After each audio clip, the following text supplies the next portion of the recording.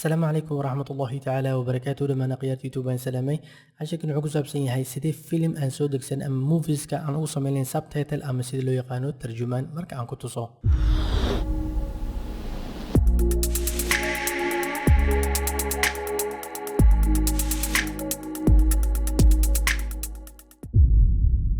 sida subtitle u sameysay marka videoga filimka hore ayaan casharkan ka hore aan la soo degnay waa kana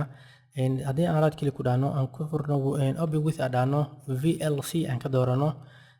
marka waxaan sameynaynaa marka hore asoo software la-aan ayaan ku tusayaa VLC loo isticmaalin gudihiisa kan laakiin softwareka waxaan isticmaalnaa VLC caadi la soo degaysa waana free kadibna stop ayaa leedahay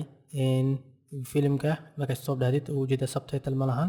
kadib waxaad tegaysaa view ayaa tegaysaa kadib waxaad leedahay download subtitle ayaa leedahay qaybta qoraalka la soo deg luqadii arta ayaa dooranaysaa kadibna surgeon ayaa leedahay kadib markuu surgeon ku sameeyo videoga kana linkii hore kusoo saara haddii afahmuysana search by name aa leedahay magaxaan u raadi saddex ayuu kusoo saaray marka hore kan hore ilaa iska dooranaynaa si aan u tijaabino marba mid tijaabina kii kuu shaqeeya ayaa isticmaalaysaa kan hore dooranay kadibna download selection ayaa leedahay kadibna wuxuu leeyahay successful subtitle download waa lagu guuleystay kaloo iska xir kadibna videogaaga balay ayaa leedahay intaas oo keliya waxaa ku heshay marka videogaagii inuu subtitle ku noqdo qoraalkii Englishka ayaa ku saaran